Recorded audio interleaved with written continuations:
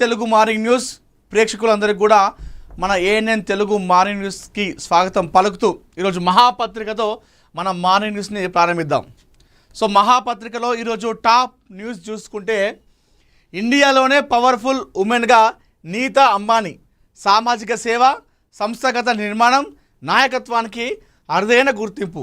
So నిజానికి చెప్పాలంటే ఏదైతే ముఖేష్ అంబానీ తన సంస్థ ఉందో ఆ సంస్థ అభివృద్ధి చెందడంలో నీతా అంబానీ పాత్ర కృషి మరవలేదని చెప్పుకోవాలి. ఎందుకంటే ఒకానొక సందర్భంలో ముఖేష్ అంబానీ కూడా డౌన్ఫాల్ అవుతున్న టైంలో, అంటే ఏదైనా మనం ఏదైనా ఒక బిజినెస్ స్టార్ట్ చేసినప్పుడు సో అందులో మనం ఏమవుతామో, ఎలా వస్తుందో, ఎలా వెళ్తామో అనుకున్న టైంలో తాను ముందుండి నడిపించింది తన సంస్థను నీతా అంబానీ అని చెప్పుకోవాలి. సో నీతా అంబానీ చూస్తే చాలామందికి, అంటే క్రికెట్ ఫ్యాన్స్కి కేవలం ముంబై ఇండియన్స్ ఓనర్గా మాత్రమే అంటే గుర్తుపడతారు చూసి, ఓకే ఏమే Mumbai Indians IPL team owner కదా అని చెప్పేసి అనుకుంటారు. అదొక్కటే కాదు, ముఖేష్ అంబానీకి సంబంధించినటువంటి ఏమైతున్నాయో రిలయన్స్ కావచ్చు, జియో, అవన్నిటికీ తాను ప్రస్తుతం ఒక కీలకంగా ఉన్నారు తన సంస్థలో అని చెప్పుకోవాలి. అయితే సామాజిక సేవలు, సంస్థాగత నిర్మాణం, నాయకత్వానికి అరుదైన గుర్తింపు అని చెప్పేసి మనం ఇక్కడ వార్త చూసుకోవచ్చు టాప్ న్యూస్లో. ఇండియాలోనే పవర్ఫుల్ ఉమెన్గా 120 కోట్ల జనాభాలో మొత్తం మహిళలు కొన్ని కోట్ల మంది ఉన్నారు. అందులో పవర్ఫుల్ ఉమెన్గా నీతా అంబానీ పేరు వచ్చింది అని చెప్పేసి మనం ఇక్కడ వార్త చూస్తున్నాం. అసలు ఏందో చూద్దాం.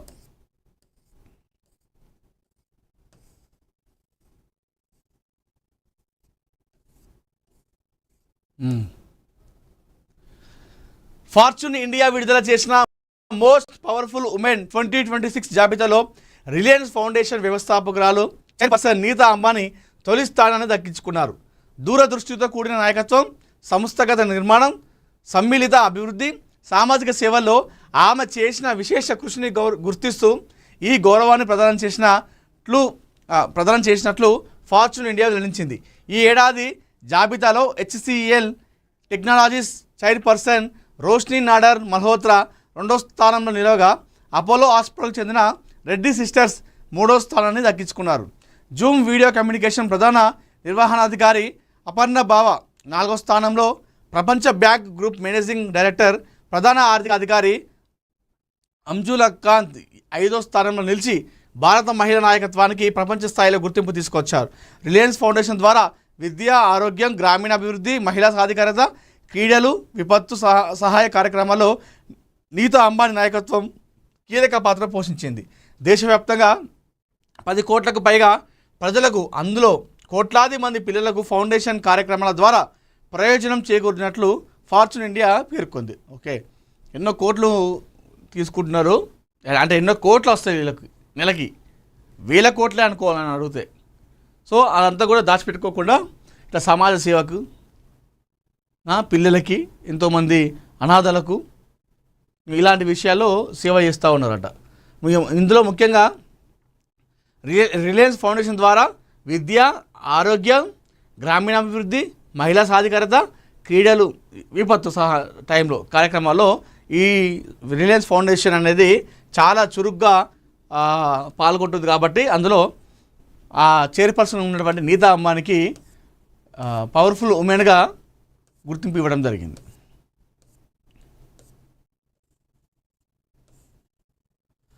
మధుమేహం ముప్పులో గోవా అగ్రస్థానం, దేశవ్యాప్తంగా ఆందోళనకర గణాంకాలు.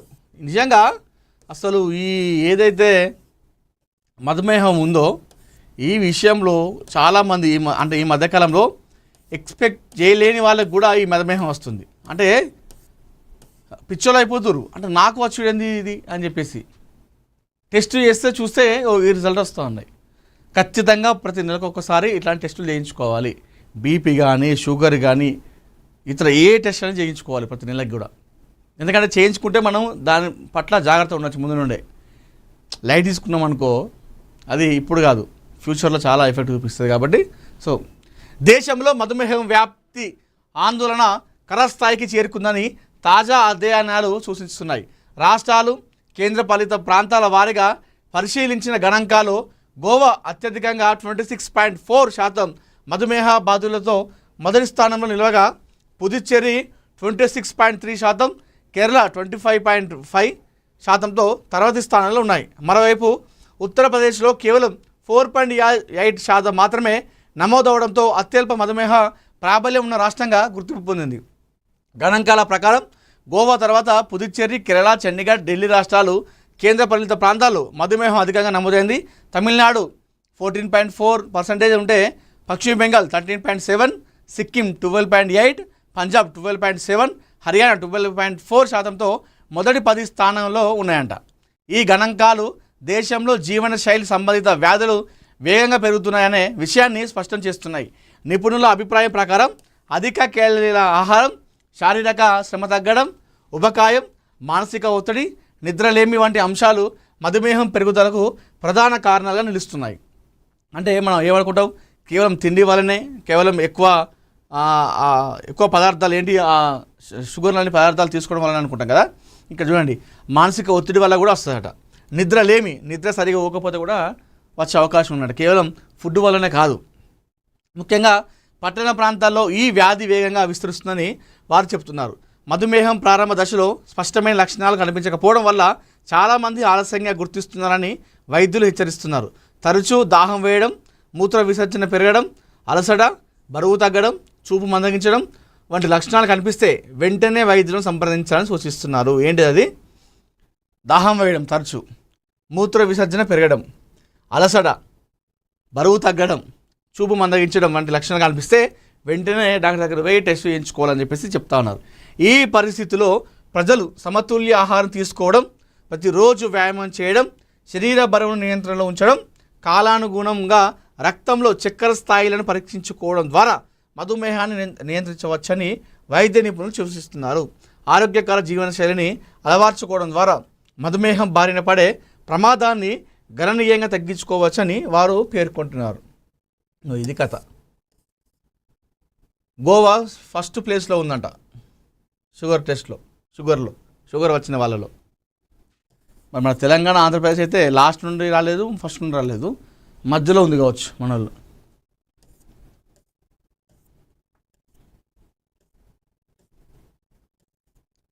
మూడు కార్పొరేషన్లు మావే, బీజేపీ రాష్ట్ర అధ్యక్షుడు రామచంద్రరావు.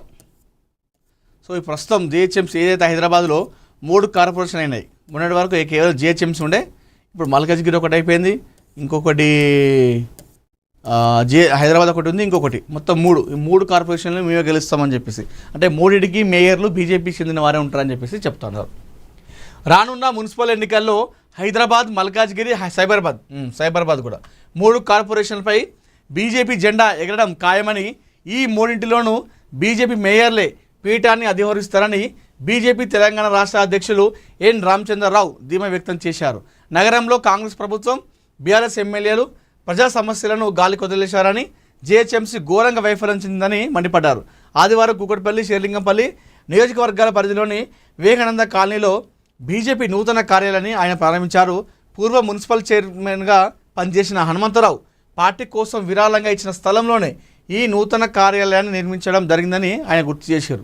రానున్న మున్సిపల్ ఎన్నికల్లో షేర్లింగంపల్లి, కూకట్పల్లి నియోజకవర్గాల్లో పార్టీ పెద్ద ఎత్తున విజయం సాధించడానికి ఈ కార్యాలయమే ప్రధాన వ్యూహ కేంద్రంగా పనిచేస్తుందని ఆయన ధీమా వ్యక్తం చేశారు. ప్రస్తుతం ప్రజలంతా బీజేపీ వైపు ఆశగా చూస్తున్నారని, రాబోయే మున్సిపల్ ఎన్నికల్లో హైదరాబాద్, మల్కాజ్గిరి, హైదరాబాద్ కార్పొరేషన్లో బీజేపీ జెండా ఎగరడం ఖాయమని, ఈ 3 చోట్ల బీజేపీ మేయర్లే పీఠాన్ని అధిరోహిస్తారని స్పష్టం చేశారు. మరోవైపు హైదరాబాద్ నగరంలో ఉన్న బీఆర్ఎస్ ఎమ్మెల్యేలు అధికార కాంగ్రెస్ ప్రభుత్వం ప్రజా సమస్యలను పూర్తిగా గాలి కొదిలేశాయని మండిపడ్డారు. నగరంలో ఇప్పటికే తీవ్ర నీటి ఎద్దడి ఉందని, వర్షాకాలం వచ్చేలోపు వరద ముంపు నివారణకు ముందస్తు చర్యలు చేపట్టాలని బీజేపీ మొదట నుంచి హెచ్చరిస్తున్న ప్రభుత్వం పట్టించుకోవడంలో ఆరోపించారు. ఎల్ నినో ప్రభావంతో ఈ ఏడాది వర్షాలు తక్కువగా ఉన్నప్పటికీ పడిన చిన్నపాటి వానలకే నగరం జలమయమై ట్రాఫిక్ స్తంభిస్తుందని, దీనిపై కాంగ్రెస్ ప్రభుత్వం జీహెచ్ఎంసీ సమాధానం చెప్పాలని డిమాండ్ చేసిరట. కాంగ్రెస్, బీఆర్ఎస్ పార్టీలు కేవలం ఎంఐఎంతో దోస్తీ చేస్తూ తమ రాజకీయ పబ్బం గడుపుకుంటున్నాయే తప్ప నగరాభివృద్ధిని పూర్తిగా నిర్లక్ష్యం చేశాయని విమర్శించారు. అందుకే విసిగిపోయిన నగర ప్రజలు ఈసారి బీజేపీకి పెద్ద ఎత్తున మద్దతు తెలిపి గెలిపించడానికి సిద్ధంగా ఉన్నారని ఆయన తెలిపారు. నా మాట విని బీజేపీ రాష్ట్ర అధ్యక్షుడిగా బండి సంజయ్ గారిని నియమించండి. బండి సంజయ్ గారిని నియమించండి.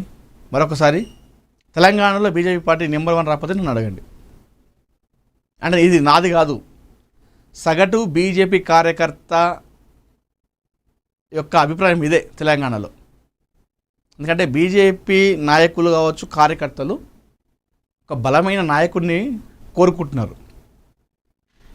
అంటే ఒక ఫైర్ ఉన్న లీడర్ని కోరుకుంటా ఉన్నారు. ఎప్పటికప్పుడు ప్రతిపక్ష పార్టీల పైన కావచ్చు, ప్రభుత్వం పైన ఎప్పటికప్పుడు ప్రతిరోజు ఒక ప్రెస్ మీట్ పెట్టడము, లేదంటే ఒక నిరసన కార్యక్రమం చేసి జనంలోకి వెళ్ళేటువంటి ఒక నాయకుడిని కోరుకుంటూ ఉన్నారు.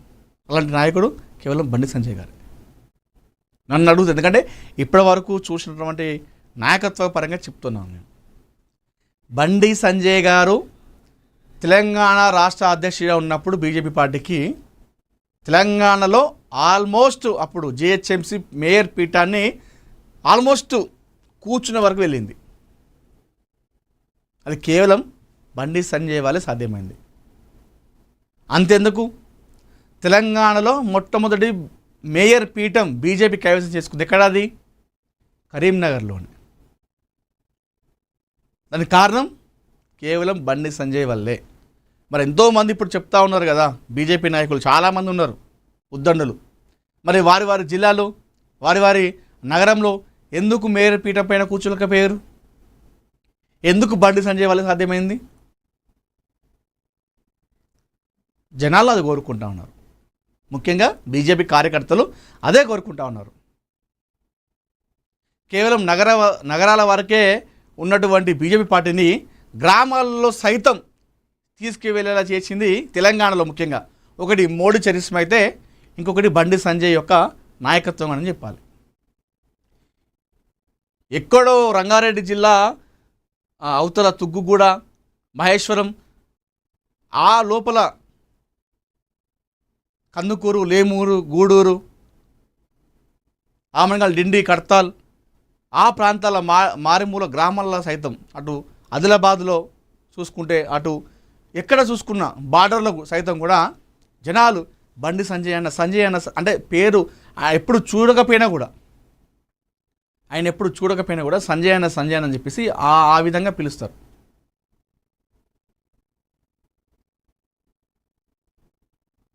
మీరు ఇప్పుడు బండి సంజయ్ గారిని బీజేపీ పార్టీ రాష్ట్ర అధ్యక్షులు చేయండి. ఏదైతే రామచంద్రరావు గారు చెప్తున్నారో, కార్పొరేషన్ జిహెచ్ఎంసీ కాకుండా ఇప్పుడు మల్కజ్గిరి, సైబరాబాద్, ఈ 3 కార్పొరేషన్లు పక్కా బీజేపీ గెలుస్తుంది. మీరు బండి సంజయ్ని రాష్ట్ర అధ్యక్ష పదవికి ఇస్తే మాత్రం ఇది పక్కా జరుగుతుంది, 100% జరుగుతుంది. అప్పుడు బీజేపీ రాష్ట్ర అధ్యక్షుడిగా ఆయన అలాగే కొనసాగించి, తీసేయకుండా ఆయన అలాగే కొనసాగిస్తే 2023 ఎన్నికలు జరిగినాయి కదా, కనీసం అధికారంలోకి రాకపోయినా బీజేపీ పార్టీ ప్రతిపక్ష హోదా అయినా దక్కేలా చేసేవాడు బండి సంజయ్ గారు. ఇది నిజం. ఇప్పటికైనా పోయింది ఏం లేదు. బీజేపీ పార్టీ తెలంగాణలో బలంగా ముందుకు వెళ్ళాలంటే, ప్రభావం చూపెట్టాలంటే, బండి సంజయ్ లాంటి నాయకుడిని మీరు అక్కడ రాష్ట్ర అధ్యక్ష పదవి ఇచ్చి ఆ బాధ్యతలు అప్పచెప్తే ఖచ్చితంగా వచ్చే ఎలక్షన్లో 27, 28, 2028 సార్వత్రిక ఎన్నికల్లో తెలంగాణలో అధికారంలో కూర్చోకపోయినా, అధికారంలోకి రాకపోయినా కనీసం ప్రతిపక్ష హోదా అయినా తీసుకొచ్చేలా చేస్తాడు బండి సంజయ్ కుమార్ గారు. ఇది నిజం జరుగుతుంది. ఇది నిజంగా చెప్తున్నాను నేను. ఆ విధంగా సగటు బీజేపీ కార్యకర్త యొక్క అభిప్రాయం ఆ విధంగా ఇదే. బండి సంజయ్ గారి లాంటి నాయకుడిని బీజేపీ పార్టీ తెలంగాణ బాధ్యతలు అప్పచెప్పాలి అనేటువంటి ఒక దానిలో ఉన్నారు సగటు బీజేపీ అభిమానులు.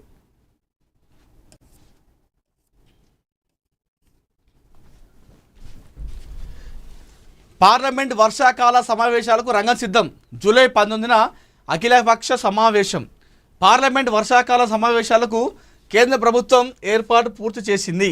సమావేశాల ప్రారంభానికి ఒక రోజు ముందు అయిన జూలై 19న ఉదయం 11 గంటలకు అఖిలపక్ష సమావేశాన్ని నిర్వహించినట్లు కేంద్ర పార్లమెంటరీ వ్యవహారాల మంత్రి కిరణ్ మోరిస్ రిజిజు ప్రకటించారు. ఈ సమావేశంలో ప్రభుత్వం తన శాసనసభ ఎజెండాను రాజకీయ పార్టీలకు వివరించనుండగా ప్రతిపక్షాలు సభలో లేవనెత్తబోయే ప్రధాన అంశాలను ప్రస్తావించే అవకాశం ఉంది. రాష్ట్రపతి ద్రౌపది ముర్ము ఆమోదంతో పార్లమెంట్ వర్షాకాల సమావేశాలు జూలై 20 నుండి ఆగస్టు 13 వరకు కొనసాగనున్నాయి. దేశ ప్రయోజనాలకు సంబంధించినటువంటి కీలక బిల్లులు, విధాన నిర్ణయాలు, ప్రజా సమస్యలపై సుదీర్ఘ చర్చలు ఈ సమావేశాలు జరిగే అవకాశం ఉందని కేంద్ర ప్రభుత్వం తెలిపింది. ఈసారి సమావేశాలు రాజకీయంగా అత్యంత ఉత్కంఠభరితంగా మారున్నాయని విశ్లేషకులు చెప్తా ఉన్నారు. సో ఇప్పుడు జూలై 20 నుండి ఆగస్టు 13 వరకు పార్లమెంట్ సమావేశాలు జరగబోతున్నాయట. ఈ సమావేశాలు ఏవైతే ఉన్నాయో అత్యంత ఉత్కంఠభరితంగా కొనసాగబోతున్నాయట రాజకీయ విశ్లేషకులు చెప్తా ఉన్నారు. ఏదైతే అక్కడ అధికార పార్టీ ఏమో తాము చేసినటువంటి అభివృద్ధి కార్యక్రమాలు ఏముండే అవి చెప్పుకుంటే ప్రతిపక్షాలు మాత్రం సో వాళ్ళు ఏవైతే హామీలు ఇచ్చారో అవి ఏవైతే చేయకుండా విస్మరించారో వాటిపైన గొంతెత్తేటువంటి అవకాశం ఉంది. ఇలాంటి నేపథ్యంలో అధికార పార్టీ ఇటు ప్రతిపక్షాల పార్టీ ఇండియా కూటమి మధ్య ఈ సభ పార్లమెంట్ సమావేశం అంతా కూడా అత్యంత ఉత్కంఠభరితంగా సాగేటువంటి అవకాశం కనిపిస్తున్నట్టుగైతే చాలామంది రాజకీయ విశ్లేషకులు అయితే చెప్తా ఉన్నారు. సో రాష్ట్రపతి ద్రౌపది ముర్ము ఆమోదంతో ఈ వర్షాకాల సమావేశాలు అయితే జరగబోతున్నాయి. ఈ కీలక బిల్లులు, అదేవిధంగా బిల్లులకు సంబంధించి దాని నిర్ణయాలు, ప్రజా సమస్యలపై సుదీర్ఘ చర్చలు ఈ సమావేశాల్లో మనం చూసేటువంటి అవకాశం అయితే కనిపిస్తూ ఉంది.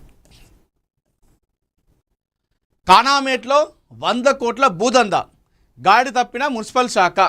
సో ఈ కానామేట్లో జరిగేటువంటి ఏదైతే ఇది ఉందో ఈ భూదంద పైన మహాపత్రిక, ANN తెలుగు రెండు కూడా సంయుక్తంగా పోరాటం చేస్తూ ఉన్నాయి. ప్రతిరోజు కూడా ఈ కానామేట్లో జరిగేటువంటి ఈ అక్రమ నిర్మాణం ఏది ఉందో ప్రతిరోజు కూడా దీనిపైన మనం ఒక కవరేజ్ ఇస్తున్నాం. దీనికి ఒక శుభం కార్డు, ఒక ముగింపు పడేంత వరకు కూడా మహాపత్రిక, ANN తెలుగు యొక్క పోరాటం ఉద్యమం ఆగదు. ఎందుకంటే అది అంతా కూడా ప్రభుత్వ సొమ్ము ప్రభుత్వానికే దక్కాలి, ప్రభుత్వానికే ఉండాలి. అక్రమంగా ఎవరు చెరబట్టినా అక్కడ మహాపత్రిక, ANN తెలుగు రెండు కూడా ఉద్యమిస్తాయి, పోరాటం చేస్తాయి. అందులో భాగమే ఈ కానామేట్లో జరుగుతున్నటువంటి ఈ అక్రమ నిర్మాణం పైన ప్రతిరోజు కూడా మహాపత్రిక ప్రతిరోజు కూడా కవరేజ్ చేస్తూ ఉంది, ప్రచురిస్తూ ఉంది వార్త. అవినీతి అక్రమాల తాండవం, 100 కోట్ల భూమి కబ్జా, బాధ్యులెవరు మరి? కబ్జాదారుల కబంధ హస్తాల్లో ప్రభుత్వ భూములు, అక్రమాలకు అడ్డకట్ట వేయలేని అధికార యంత్రాంగం, నోటీసులతో కాలయాపన, సిబ్బంది కొరత సాకుతో చేతులెత్తేసిన అధికారులు. కానామేట్ భూదందాపై హైడ్రా కూడా ఎప్పుడు? కబ్జాదారులపై క్రిమినల్ కేసులు ఎప్పుడు? కానామేట్పై రెవెన్యూ మంత్రి దృష్టి సారిస్తారా? కలెక్టర్ జోక్యం చేసుకోవాల్సిందే. మరి ఈ అధికార యంత్రాంగం ఏం చేస్తూ ఉంది? నోటీసులు ఇస్తే సరిపోదు కదా. నోటీసులు ఇస్తే భయపడే వాళ్ళకు నోటీసులు ఇస్తే ఇవ్వచ్చు. వీళ్ళకు భయం, ఈ దందాయిస్టులకు భయం అనేది ఉంటుందా? వాళ్ళకు నోటీసులు ఇస్తే వాళ్ళు భయపడతారా? మీరు నోటీసులు ఇచ్చినట్టు ఇచ్చిర్రు, వాళ్ళు ఏం చేసారు? గ్రీన్ మ్యాట్ కట్టుకున్నారు, వెనకాల చేసే పనులు చేస్తారు. నోటీసులు ఇచ్చినప్పుడు ఆ నిర్మాణ పనులు ఆపాలే, మరి ఆపుతున్నారా? మరి ఇంత యథేచ్ఛగా కానామెట్లు జరుగుతూ ఉంటే అధికారులు ఏం చేస్తూ ఉన్నారు? నాయకులు ఏం చేస్తూ ఉన్నారు? ఇన్నిసార్లు టీవీలలో, పేపర్లో ఇన్నిసార్లు బహిరంగ వస్తుంది. అక్కడ స్థానికులు ఆరోపిస్తున్నారు, ప్రజావాణిలో వెళ్ళి కంప్లైంట్ కూడా చేస్తూ ఉన్నారంట. మరి ఎందుకు అధికారులు పట్టించుకోవడం లేదు? దీని వెనక మరి ఎవరైనా బడా నేత, నాయకుడు ఉన్నారా? అంతే కదా, ఒక వెనకాల ఒకరు బడా నేత, ఒక బిగ్ షాట్ ఉంటేనే కదా ఈ విధంగా చర్యలు తీసుకోకుండా ఉండేది. గాడి తప్పిన మున్సిపల్ శాఖ అని చెప్పేసి మనం ఇక్కడ చూస్తూ ఉన్నాం. శేర్లింగంపల్లి మండలం కానామేట్లో వెలుగు చూసిన 100 కోట్లకు పైగా ధర పలికే సుమారు 4,000 చదరపు గజాల ప్రభుత్వ భూమిని కబ్జా వ్యవహారంపై ఇప్పటి వరకు సంబంధిత శాఖలు ఎలాంటి కఠిన చర్యలు తీసుకోకపోవడం అనేక విమర్శలకు తావిస్తుంది.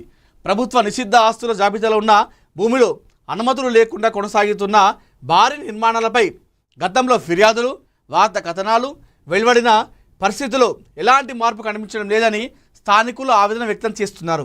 హైటెక్ సిటీ, కూకటిపల్లి ప్రధాన రహదారి పక్కనే ఉన్న ఈ ప్రభుత్వ భూమిలో నిర్మాణ కార్యకలాపాలు యథావిధిగా కొనసాగుతుండగా వాటిని అడ్డుకోవాల్సిన రెవెన్యూ, మున్సిపల్, టౌన్ ప్లానింగ్ అధికారులు మాత్రం మౌనం వీడడం లేదని ఆరోపణలు వినిపిస్తున్నాయి. కేవలం నోటీసుల జారీతోనే బాధ్యత ముగిసినట్లు వ్యవహరిస్తున్నారన్న విమర్శలు వ్యక్తమవుతున్నాయి.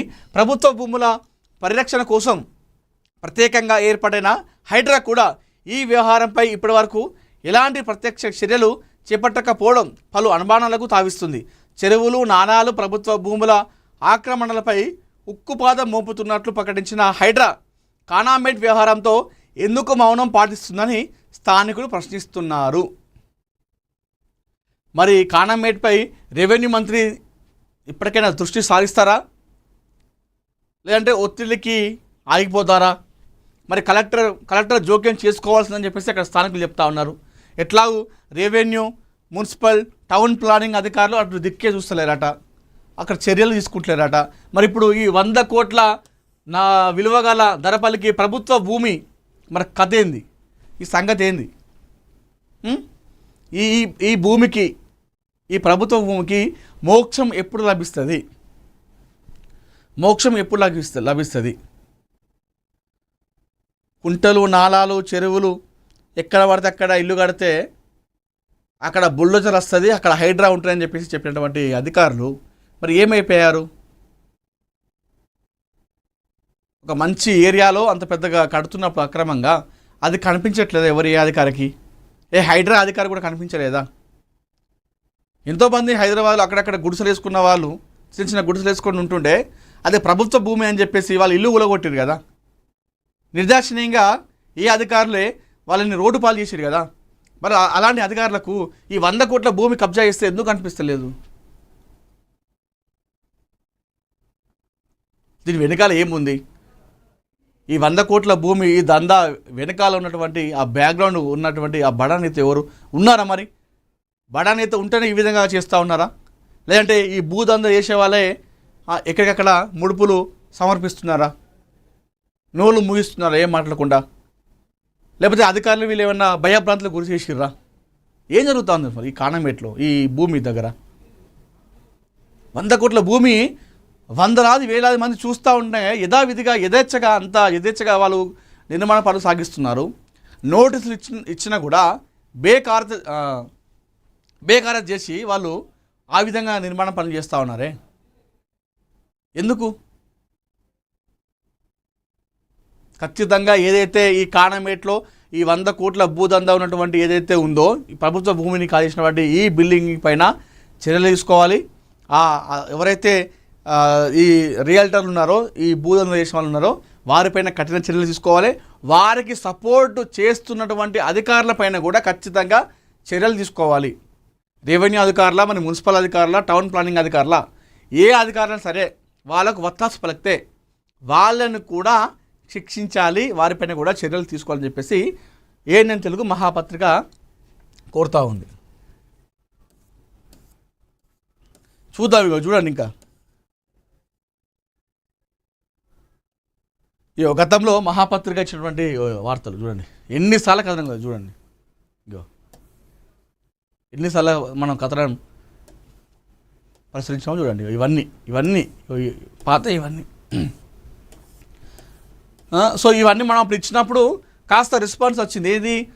నోటీసులు ఇచ్చారు. సరే నోటీసులు ఇచ్చిరా అయిపోతుందని చెప్పేసి అనుకున్నాం. కానీ నోటీసులను కూడా పక్కన పెట్టేసి వాళ్ళు నిర్మాణ పనులను చేస్తూ ఉన్నారు.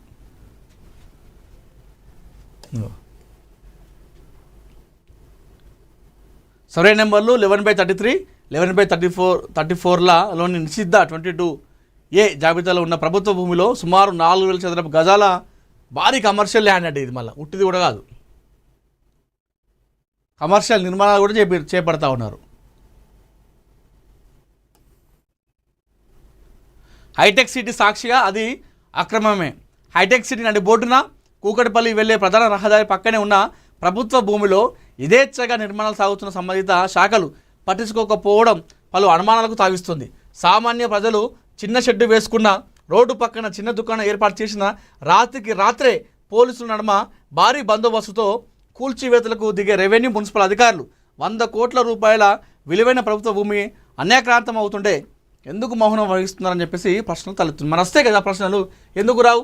మీకు రాత్రికి రాత్రే వాడేదో చిన్న గుడిసె లెక్క, ఒక చిన్న డబ్బా లెక్క, ఒక పెంకుటి లెక్క వేసుకొని అలా కట్టుకుంటే అది ప్రభుత్వ భూమి అని చెప్పేసి పాపం అన్యాయంగా చిన్న చిన్న పిల్లలను, పెద్ద ముసలి వాళ్ళని కూడా రాత్రికి రాత్రే వాళ్ళని బయటికి వెళ్ళగొట్టి రోడ్డు పాలు చేసి ఇల్లు కూలగొట్టిరే. మరి అలాంటి అధికారులకు మరి ఎందుకు ఇంత పెద్ద 100 కోట్ల భూమి నిర్మాణం చేస్తుంటే ఇది అక్రమం అని చెప్పేసి కనిపించట్లేదా?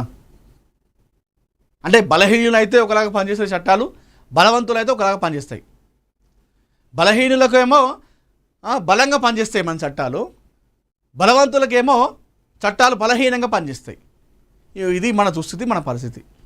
సో ఇప్పటికైనా ఈ కానామేట్లో ఉన్నటువంటి ఈ అక్రమ భూమి పైన చర్యలు తీసుకోవాలి, ఆ నిర్మాణ పనులు ఆపాలి, ఆ భూమిని ప్రభుత్వానికి చెందేలాగా చేయాలని చెప్పేసి మనస్ఫూర్తిగా మనందరం కూడా కోరుకుందాం.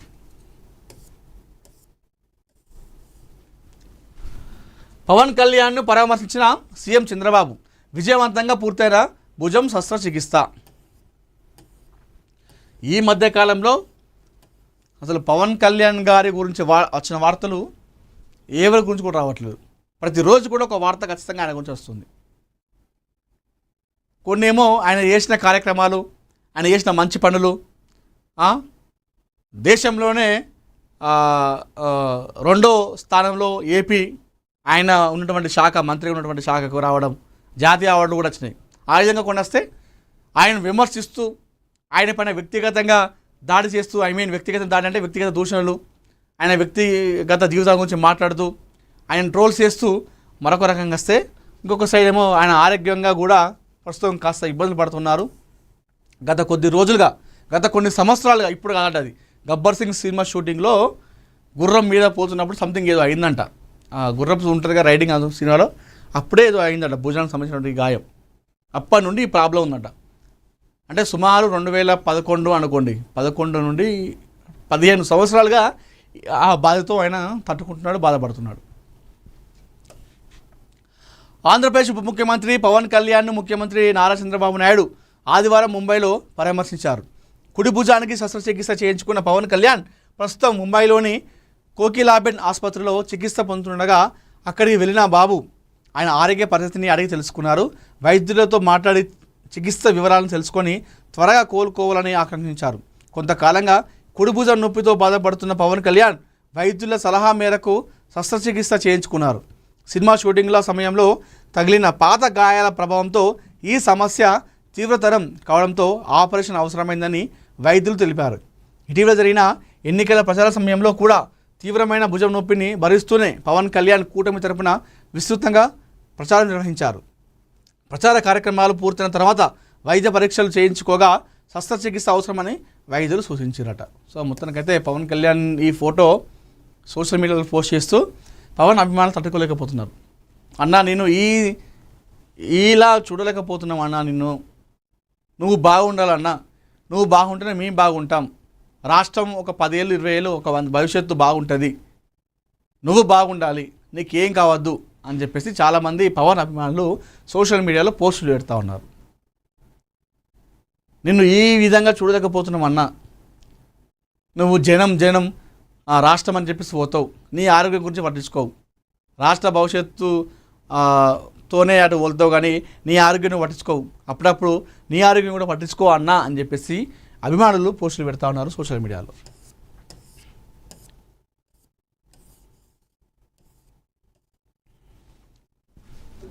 మారు వేషంలో వెళ్ళిన మంత్రికి చేదు అనుభవం, చిల్లర లేదని బస్సు దిగమన్న కండక్టర్, సామాన్యుల దిగిపోయే రవాణా మంత్రి. నిన్న ఇది అసలు హైలైట్ ఈ వార్త. ఇది ఒక మంత్రి బస్సు ఎక్కాడు. అంటే ఎట్లా జరుగుతుంది బస్సులో, కండక్టర్లు కానీ బస్సు డ్రైవర్ కానీ జనాలకు రెస్పెక్ట్ ఇస్తున్నారా, బస్సు ప్రయాణికులు ఆపుతున్నారా, కండక్టర్ ప్రయాణికుల పట్ల ఎలా వ్యవహరిస్తున్నాడు అనే విషయం తెలుసుకోవడానికి మారువేషంలో బస్సు ఎక్కిన మంత్రి. సామాన్య ప్రయాణికులు ప్రభుత్వ బస్సులో ఎదుర్కొనే ఇబ్బందులను ప్రత్యక్షంగా తెలుసుకోవాలన్న ఉద్దేశంతో మారువేషంలో తనిఖీలకు వెళ్ళిన కర్ణాటక రవాణా శాఖ మంత్రి బైరతి సురేష్కు ఊహించని అనుభవం ఎదురైంది. టికెట్ కోసం 100 రూపాయల నోటు ఇవ్వగా చిల్లర లేదని చెప్పిన కండక్టర్ సరిపడ్డ చిల్లర ఇవ్వలేకపోతే బస్సు దిగిపోవాలని స్పష్టం చేయడంతో మంత్రి నిశ్శబ్దంగా బస్సు దిగి వెళ్ళిపోయారట. ఈ ఘటన ప్రస్తుతం సామాజిక మాధ్యమాల్లో విస్తృతంగా చర్చనీయాంశమైంది. రాత్రి వేళల్లో బిఎంటిఎన్సీ బస్సుల్లో ప్రయాణించే ప్రజలు ఎదుర్కొంటున్న సమస్యలు, సిబ్బంది వ్యవహార శైలి, సేవల నాణ్యతను క్షేత్రస్థాయిలో పరిశీలించాలనే ఉద్దేశంతో మంత్రి బైరతి సురేష్ ముఖానికి మాస్క్ ధరించి సాధారణ ప్రయాణికుడిలా బస్సు ఎక్కారు. హెబ్బల్ నుంచి నాగశెట్టిహల్లి వరకు వెళ్లే బస్సులో ఆయన దాదాపు 2 గంటల పాటు ప్రయాణిస్తూ వివిధ మార్గాల్లో పరిస్థితులను పరిశీలించారు. Jayamahal, TV tower, RT Nagar, CBI road, Hebbal, Manyata tech park, Nagawara, Hennur Bande, Byrathi బండే, గెద్దలహల్లి ప్రాంతాల మీదుగా సాగిన తనిఖీల సందర్భంగా ఒక దశలో మంత్రి 2 టికెట్లు కావాలని కోరుతూ 100 రూపాయల నోటును కండక్టర్కు అందించారు. అయితే ఖచ్చితమైన చిల్లర ఇవ్వాలని కండక్టర్ కోరగా తన వద్ద ప్రస్తుతం చిల్లర లేదని మంత్రి చెప్పారు. దాంతో కండక్టర్ తన వద్ద కూడా చిల్లర లేదని చెబుతూ టికెట్ బ్యాగ్ను చూపించాడు. చిల్లరలు ఇవ్వలేకపోతే బస్సు ప్రయాణం సాధ్యం కాదని వెంటనే దిగిపోవాలని స్పష్టం చేశారు. ముఖానికి మాస్క్ ఉండడంతో తనతో మాట్లాడుతున్న వ్యక్తి రాష్ట్ర రవాణా శాఖ మంత్రేనన్న విషయం కండక్టర్ తెలియదు. ఈ పరిస్థితుల్లో కూడా మంత్రి తన అసలు గుర్తింపును బయటపెట్టకుండా పూర్తిగా సామాన్య ప్రయాణికుడిలా వ్యవహరించారు. అధికార హోదాను ప్రదర్శించకుండా కండక్టర్తో ఎలాంటి వాగ్వాదాలు దిగకుండా ప్రశాంతంగా బస్సు దిగి వెళ్ళిపోయారు. అనంతరం తనిఖీలను కొనసాగిస్తూ ఇతర బస్సుల్లో కూడా ప్రయాణించి ప్రయాణికుల సమస్యలను పరిశీలించినట్లు సమాచారం. ఈ కథ. అయితే ఇంకొక విషయం చెప్పాలంటే, ఇప్పుడు మనం హైదరాబాద్ వెళ్తూ ఉంటాం, ఏది బస్సు ఎక్కుతాం, చిల్లర లేదని చెప్పేసి చాలా గొడవలు అవుతాయి. ఏది కండక్టర్కి, అదేవిధంగా ప్రయాణికులకి. చిల్లర ఉంటేనే బస్సు ఎక్కాలి, లేకపోతే ఎక్కద్దు అంటే మరి ఆ చిల్లర ఎట్లుంటుంది జనాల దగ్గర? వాడు ఉరుకులో పరుగులో జీవితం, పొద్దున వస్తే రాత్రి 10 వరకు పనిచేస్తాడు, 10 పోయేసరికి తింటాడు, పడుకుంటాడు, నిద్ర వస్తుంది. మరి ఆ చిల్లర అంటే రేపటి గురించి ఇవ్వాలనే వాళ్ళకి వర్క్ టెన్షన్లే వాళ్ళు వాళ్ళలేకపోతాడు. ఆ చిల్లర ఎక్కడికి తీసుకొస్తాడు? మరి ఇక్కడ నువ్వే చిల్లర ఇస్తారంటే షాపులలో ఇవ్వరు. మరి ప్రభుత్వమే కదా చిల్లర తెచ్చుకొని పెట్టుకోవాలి. అక్కడ జనాల దగ్గర చిల్లర ఎట్లా వస్తాయి? వాళ్ళు ఏమైనా మిషన్లు తయారు చేస్తలేరు కదా, వాళ్ళ దగ్గర మిషన్లు తయారు చేస్తలేరు కదా. మిషన్లు ఉంటేనేమో వాళ్ళు తెచ్చుకుంటారు రోజుకి ఇన్ని చిల్లర అని చెప్పేసి. కొంతమంది కండక్టర్లు మరీ దారుణంగా ఇస్తారు. చిల్లర లేకపోతే ఎందుకు ఎక్కుతారు మీరు? చిల్లర ఎట్లుంటుంది, ఎందుకు ఉంటుంది చిల్లర? ఇవి చాలా, కేవలం హైదరాబాద్ కాదు, ఇతర రాష్ట్రాలు కూడా ఇదే జరుగుతుంది. చిల్లర విషయంలో కండక్టర్కి ప్రయాణికుల మధ్య గొడవలు. చిల్లర తెచ్చుకుంటేనే ఎక్కాలంటే చిల్లర ఎట్లుంటాయి వాళ్ళ దగ్గర, జనాల దగ్గర? వాళ్ళ దగ్గర అయితే ప్రింటింగ్ మిషన్ అయితే ఏం లేవు కదా. ఇది కథ ఒకటి. 2027 ఆగస్టు 15 నుంచి దేశంలో తొలి బుల్లెట్ ట్రైన్ అట. సూరత్ బిలిమోరా మార్గంలో తొలి హైస్పీడ్ సర్వీస్. హైదరాబాద్కు 3 కొత్త కారిడార్లంట. మిస్సైళ్ల తయారీలో ప్రైవేట్ రంగానికి అవకాశం. అస్త్ర మార్క్స్ 2 తయారీకి ప్రైవేట్ సంస్థలకు అవకాశం. త్వరలో ప్రతిపాదనలు కోరనున్న కేంద్రం. టాటా, అదానీ, మహీంద్ర సహా దిగ్గజ సంస్థల మధ్య పోటీ అవకాశం. 200 కిలోమీటర్ల దూరంలోని లక్ష్యాలను సాధించే సామర్థ్యమంట. దేశీయ అవసరాలతో పాటు రక్షణ ఎగుమతుల పెంపుపై కేంద్రం దృష్టి అని చెప్పేసి వార్త వస్తున్నాం. రైతుల నీళ్లు అడిగితే రక్తం అడుగుతావా? ఇగో పక్కన పెట్టి వెంటనే మోటార్లు ఆన్ చేయండి. మాజీ మంత్రి BRS deputy floor leader Harish Rao fire. సరే, ఈ వార్త చదువుదాం.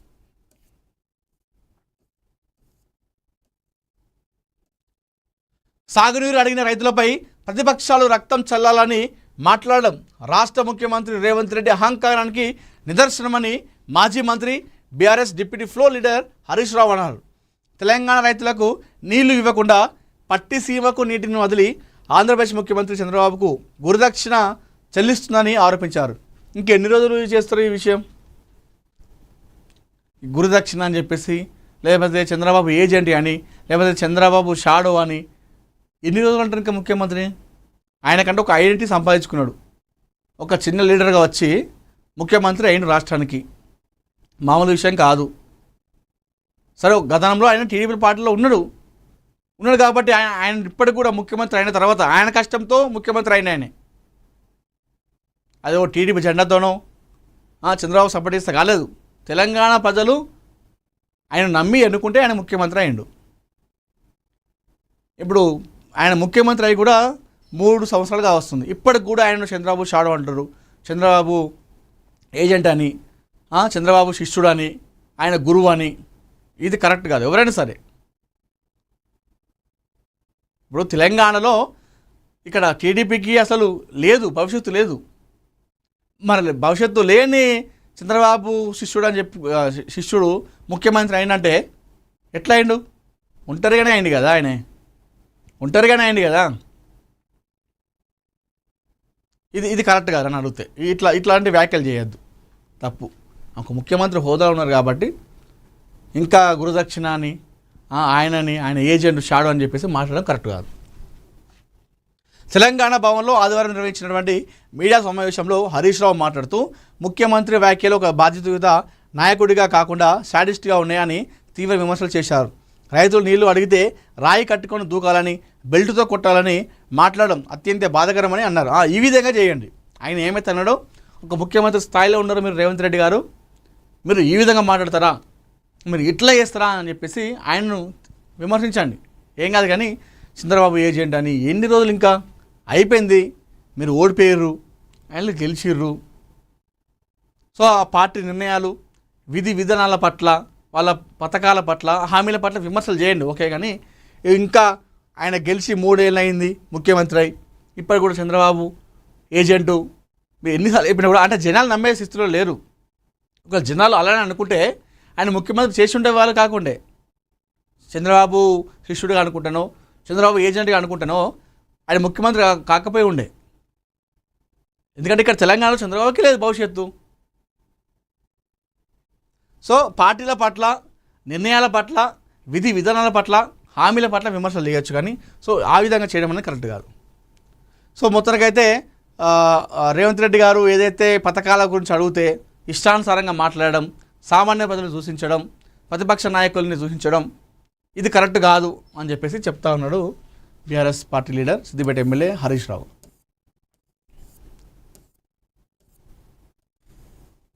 పశ్చిమాసియాలో మళ్లీ యుద్ధమే కాదంట, అమెరికా స్థావరాలపై దాడులంటూ ఇరాన్ ప్రకటన.